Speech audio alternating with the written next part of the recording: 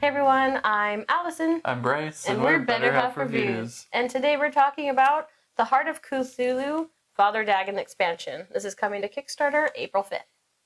In Heart of Cthulhu, you are a ship captain, and you're seeking new worlds. So you're setting out to sail the seas. You're going to be facing different perils, monsters that are trying to hurt you or help you, and you're trying to discover new worlds. So the first person to discover 3 worlds is going to be the winner. And in the typical game, you have discoveries you're going to be making and pillage cards with, maybe some items, or you can earn some integrity that you can use to spend to try to discover new worlds. But the Father Dagon expansion adds mystery to it. So some of these cards are going to have events that affect everybody, and there also may be curses, or also just straight up things that just happen to you. Or items that are going to help you. Yes. It is a deck full of mystery and wonder in the true sense of the word. You don't know what you're going to get. And it's 4 integrity, I believe, to come here. Right? I think that's right. Yeah, I believe. I can't remember off the top of my head. So about half of what you need to spend typically to go discover like the normal game. So you're spending a little bit, and it could be good, it could be bad. It's a good push your luck element that's added to the game, and I feel like Bryce gets all the worst cards. Well, I also bought the most cards. You used it the most. That's true. That's true. Because I was kind of saying, well, there's no worlds out right now that I want to go for, so I'm just going to spend all my integrity on these new cards and see how they play. Yeah, so there's some cards that look kind of like this, and they have different quotes on them, and then it explains what's going to happen.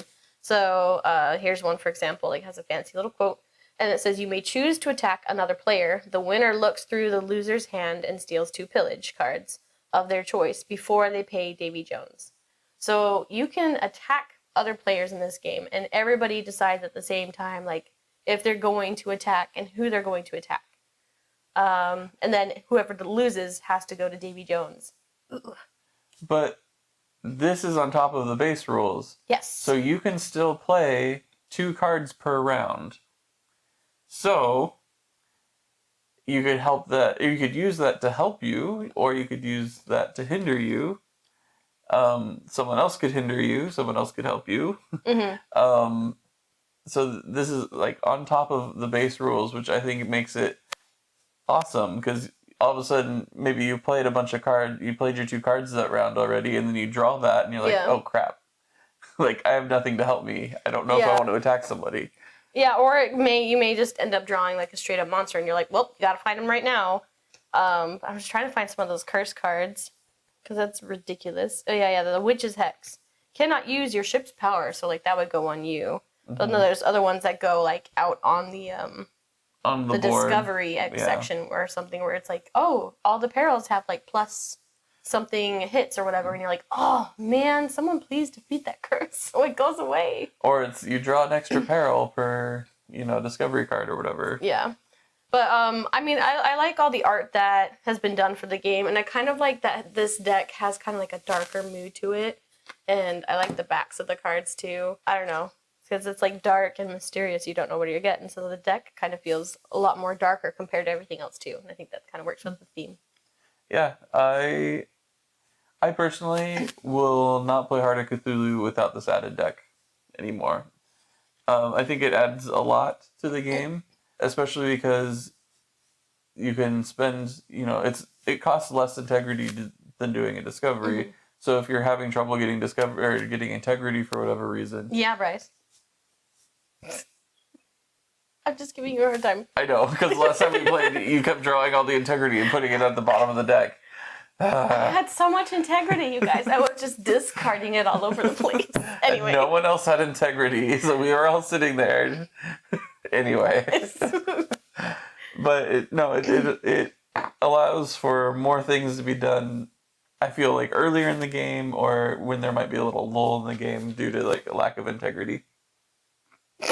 But what I like about it is that if you start to feel there's tons of cards in this game, so it doesn't necessarily feel samey, but you kind of get in a mode of like, I like doing this kind of game, and I like doing this kind of game or strategy.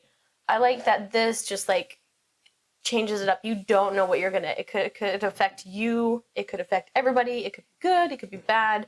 I like that it just kind of throws in like an extra factor of randomness, and it makes the game more enjoyable, and more moments of like, really? Did you have to do that again? There's another curse.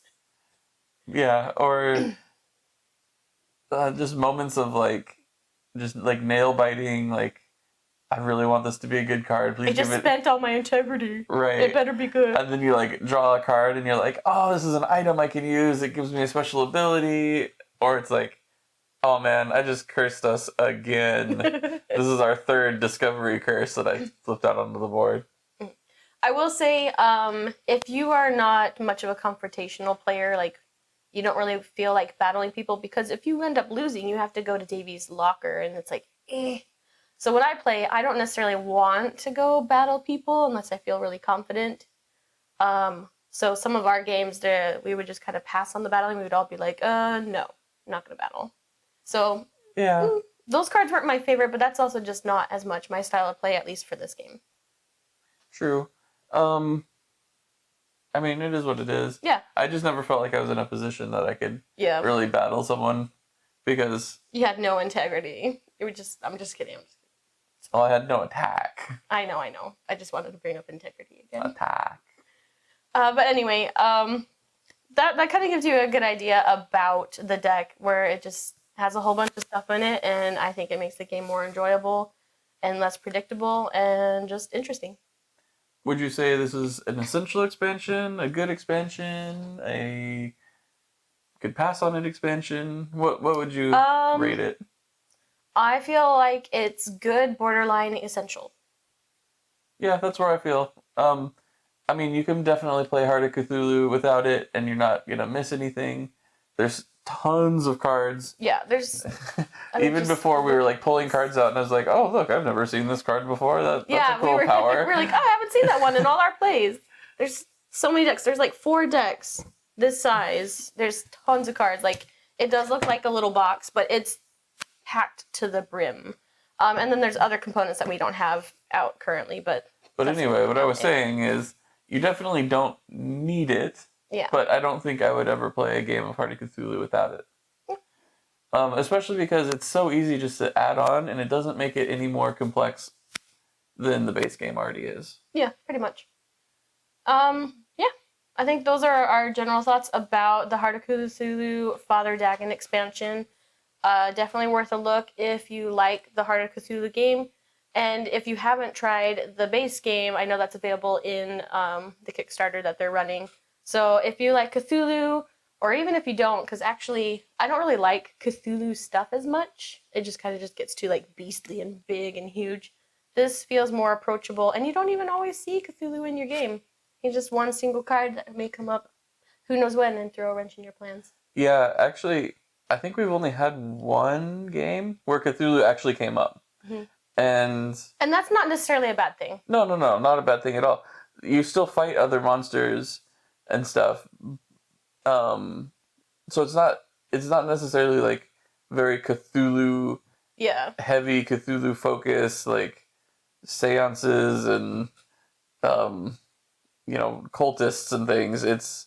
You're exploring for new lands, and it definitely captures that theme a lot more.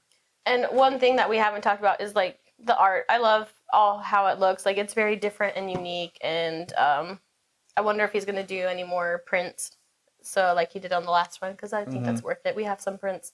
We just need to frame them, but I'm getting sidetracked. So that is the Father Dagon expansion, and a little bit of information about the base game, the Heart of Cthulhu. I think it's worth a look, and definitely get the expansion if you're getting the base game. I agree.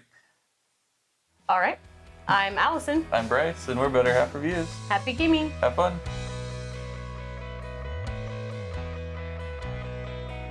Look at it. Look at it. Look at it. Decks of cards. Decks of cards. Decks of cards. Did you just lick it? Cards. Whoop. Yep. I have him in his sleeve. His sleefish. Where does he keep his armies? In his sleefish. In his ooties. Lots of cards. Woo! Lots of cards. Lots of cards. Cthulhu. The Heart of Cthulhu. Did you hit start? Yeah. Hi. It started a long time ago. It was a little flippy flappy. Yeah, this is this one. A flippy floppy floppy flippy flippy floppy. Curse you, Cthulhu! I'll find your heart and stab it. Too late.